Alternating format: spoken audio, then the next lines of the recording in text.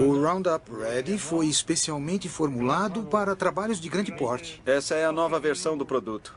Aqui diz que é biodegradável. É a versão anterior.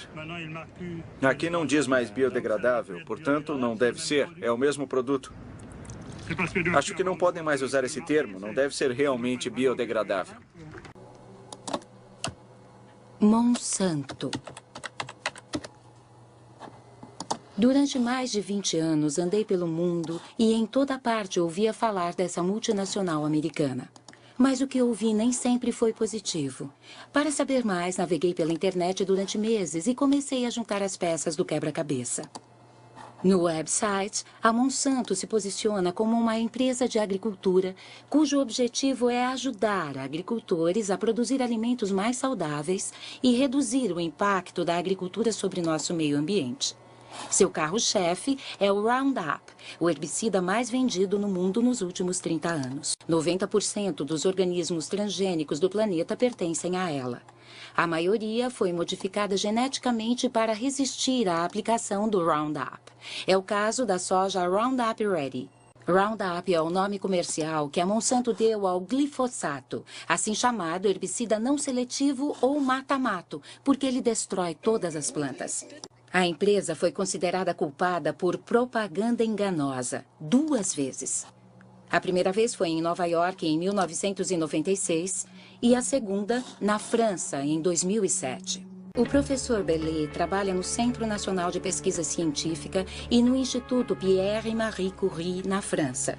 Ele estuda os efeitos do Roundup em ovos fertilizados de ouriços do mar. A grande surpresa é que o Roundup afeta a divisão celular. Vimos que o Roundup afeta um processo essencial da divisão celular. Não a divisão celular propriamente dita, mas os mecanismos que comandam a divisão celular. É preciso entender como as células se tornam cancerígenas. No início, todas as células são benignas e então, em certo momento, começam a ocorrer modificações nas células que as tornam instáveis sob o ponto de vista genético. Essa foi a primeira disfunção que observamos no Roundup. É por isso que consideramos que o Roundup provoca os primeiros estágios que levam ao câncer. Especialmente porque a dosagem que testamos foi muito inferior à que as pessoas usam normalmente. Sabíamos que precisávamos alertar a população imediatamente e pensei que o melhor caminho seria comunicar à administração. Então fiquei chocado, muito chocado, porque me mandaram ficar calado sobre o que está por trás dos alimentos transgênicos. Que testemunho inacreditável! A toxina do Roundup foi ocultada para não prejudicar o desenvolvimento dos transgênicos. Sem dúvida, esta nova maravilha da Monsanto tem de tudo para seduzir os agricultores. Mas como ela funciona? Como pode uma planta de soja sobreviver às aplicações do Roundup? Essa é uma célula de soja. Em seu núcleo está o DNA que contém o código genético dos grãos. Para criar os seus transgênicos, a Monsanto rompe a barreira das espécies usando um gene resistente ao Roundup produzido a partir de uma bactéria. Esse gene é colocado em partículas microscópicas de ouro que são bombardeadas nas células de soja com uma arma. O gene penetra no DNA e dá origem a uma proteína que torna a planta resistente ao Roundup. Quando o herbicida é pulverizado nos campos, mata todas as ervas daninhas, deixando as plantas de soja intactas.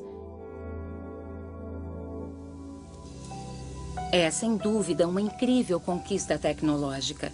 Mas esses grãos de soja fabricados para resistir a um herbicida poderoso vão acabar em nossos pratos. Devem ter sido rigorosamente testados antes de seu lançamento no mercado.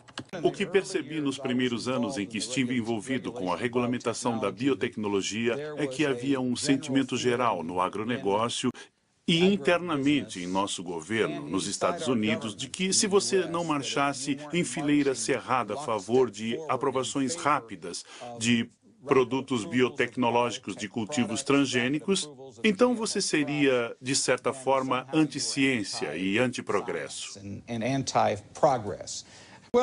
Sinceramente, acho que havia uma porção de gente no setor da agricultura industrial a quem não interessava as análises e testes que provavelmente deveríamos ter efetuado, pois tinham investido muito dinheiro nos produtos e certamente quando me tornei ministro e responsável pelo Departamento Regulatório da Agricultura, havia muita pressão sobre mim para não me empenhar muito no assunto, digamos assim.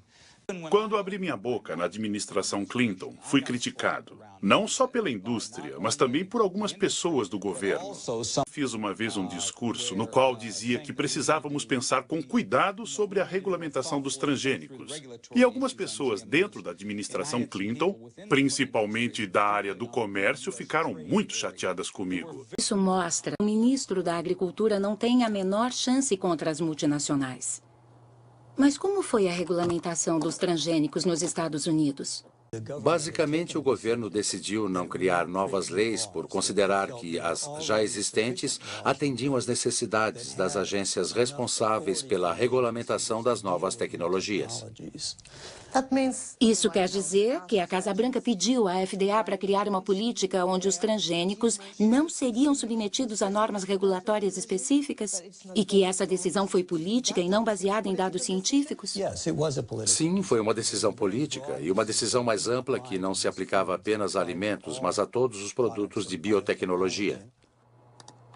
Inacreditável. James Mariansky admite que a regulamentação dos transgênicos foi uma decisão política e não científica. A Monsanto jogou suas cartas muito bem, tanto do ponto de vista político quanto regulatório. Eles tiveram um papel fundamental para a aprovação do hormônio de crescimento bovino e também para a forma como a questão da engenharia genética foi conduzida. Michael Hansen acabou de mencionar o hormônio de crescimento bovino. O que vem a ser isso?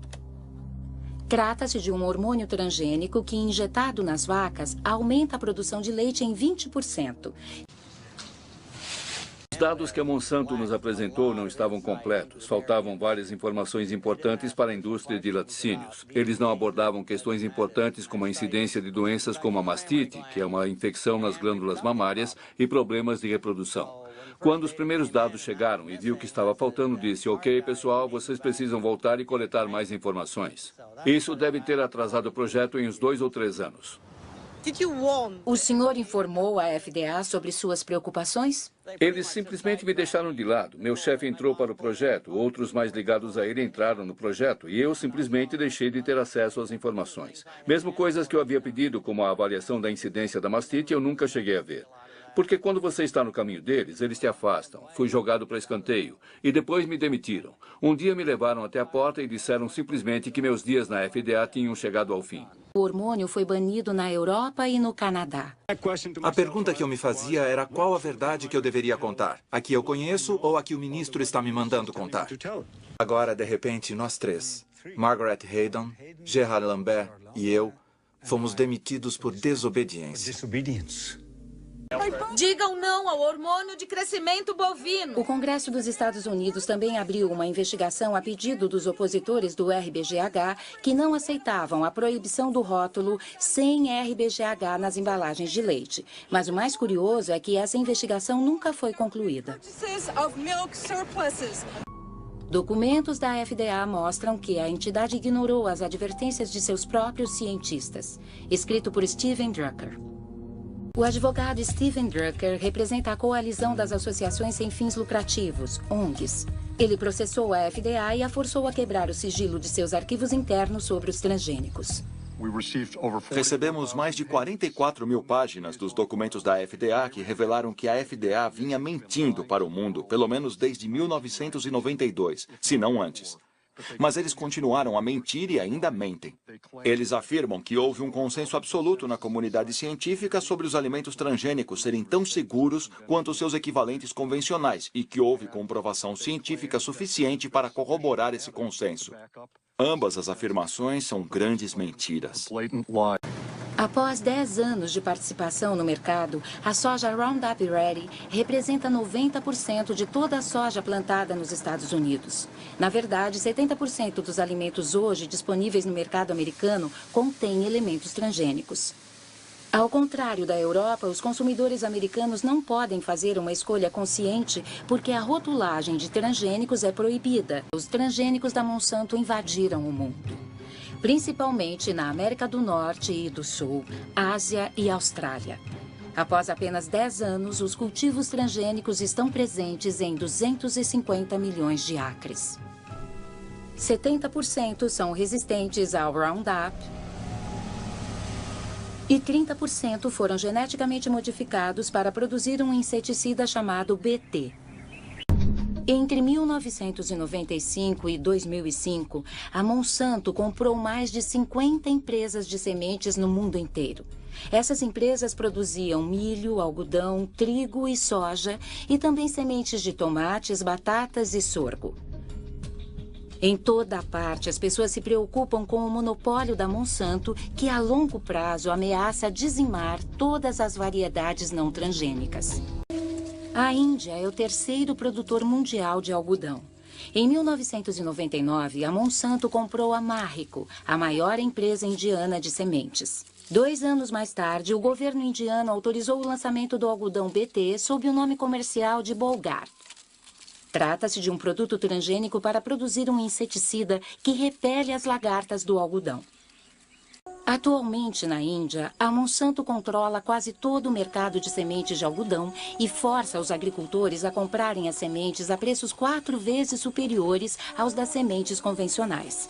Pequenos agricultores se veem forçados a recorrer a agiotas, que cobram taxas de juros elevadíssimas. Quando a safra é ruim, o agricultor vai à falência, um círculo vicioso que está dizimando as aldeias da Índia. O México é o centro de origem do milho. Mais de 150 variedades locais podem ser encontradas somente na região sul de Oaxaca. Esta enorme biodiversidade é um tesouro, o reservatório genético de milho do mundo. Para preservar a sua biodiversidade, o México baniu os cultivos transgênicos. Contudo, devido a um acordo da NAFTA assinado com os Estados Unidos e o Canadá, o México não pode impedir a importação maciça do milho americano, 40% do qual é transgênico. Esse milho industrializado, como é conhecido no México, é altamente subsidiado pelo governo americano e chega aos mercados custando a metade do milho mexicano tradicional. O Instituto Nacional de Ecologia confirmou a contaminação do milho mexicano. Genes de Roundup Ready e BT foram encontrados em milhos de 5 regiões do país. O que aconteceria se o milho transgênico cruzasse com as espécies nativas? A doutora Álvares Buia dirigiu um estudo com uma flor nativa. Ela inseriu o mesmo gene em diversas espécimes e em seguida observou o seu crescimento. Observamos 2 plantas absolutamente idênticas sob o ponto de vista genético. Em outras palavras, elas tinham o mesmo genoma, o mesmo cromossomo, o mesmo transgene. A única diferença é que o transgene foi inserido em lugares diferentes. Quando se desenvolveram, essas flores tinham fenótipos, quer dizer, formatos bem diferentes. Algumas eram similares às espécies nativas, como esta, com 4 pétalas e 4 sépalas. Mas outras tinham flores anormais, com pelos anormais e pétalas de formatos estranhos. Algumas, então, eram realmente monstruosas. A única diferença nestas plantas foi o local de inserção do transgene, que foi escolhido aleatoriamente. E o que pode acontecer com o milho? No México, uma vez que as sementes de milho transgênico cheguem ao meio ambiente, é muito possível que os transgenes se insiram nos genomas das espécies nativas mexicanas, porque as plantas de milho cruzam naturalmente por pólen trazido pelo vento. Sendo assim, nosso temor é que o milho nativo seja incontrolavelmente afetado. Sierra Juárez, Oaxaca, México. Gostaria de convidá-los para uma palestra sobre as novas doenças que estão afetando o nosso milho devido à contaminação transgênica. Aldo lidera uma organização de povos nativos. Durante 2 anos, conduziu uma campanha de informação nas comunidades de Oaxaca, em cujas plantações os temores de Helena Álvares já foram confirmados. Vocês podem ver que há alguma coisa muito estranha acontecendo. Nesta planta, por exemplo, podemos ver uma ramificação de espiga aqui e outra lá. Normalmente o milho não é assim. Temos sempre uma única espiga por folha. Mas vejam, aqui temos 3 espigas saindo da mesma folha. São realmente plantas monstruosas. Enviamos uma amostra para um laboratório de biotecnologia para verificar se essas plantas eram transgênicas. E, infelizmente, o resultado foi positivo. Pelo que você disse, se não conseguirmos impedir que eles se espalhem nos nossos campos, em breve teremos de comprar as sementes, pois nosso próprio milho não crescerá mais. A contaminação beneficia apenas multinacionais como a Monsanto. E como reagiu a Monsanto ao trabalho de Ignacio Chapela sobre a contaminação do milho mexicano? A campanha suja da Monsanto conseguiu a demissão do professor Ignacio Chapela. Paraguai. Esse mundo transgênico já existe na América do Sul, onde cerca de 100 milhões de acres de soja Roundup Ready foram plantados em 2007. Esta conquista do milho começou 10 anos atrás na Argentina, o único país a autorizar oficialmente o cultivo de transgênicos. Desde então, os transgênicos se espalharam misteriosamente pelos países vizinhos, como o Brasil e o Paraguai, que podemos ver aqui. Qualquer que seja a origem deste contrabando, o fato é que ele foi extremamente rentável para a Monsanto. Assim que os plantios foram legalizados, a empresa passou a receber royalties sobre cada tonelada de soja que o país produziu, tal como no Brasil. No Paraguai, 70% da terra agricultável pertence a apenas 2% da população. Com os transgênicos, essa concentração está aumentando. 3/4 dos agricultores de soja são estrangeiros que buscam tomar posse deste novo ouro verde. Vamos falar sobre o modelo de produção da soja transgênica promovida pela Monsanto. Trata-se de uma autêntica multinacional presente em todo o mundo. Seu objetivo é controlar toda a produção de alimentos do mundo por meio de uma agricultura sem agricultor. A consequência é que a Monsanto está nos privando de nossa soberania alimentar, da nossa capacidade de alimentarmos a nós mesmos sem depender de ninguém mais. É por isso que dizemos que precisamos lutar por nossa independência, por nossa terra. Precisamos defender nossas comunidades, nossas famílias e o nosso país. No meu caso, a minha família mora na cidade, mas eu não quero ir para lá. Na cidade você tem de comprar tudo, até comida. Aqui, seja o que for que plantarmos, é nosso. Podemos comer o que quisermos. Mas na cidade não é assim. Se você não tiver dinheiro, vai ter de procurar comida nas latas de lixo.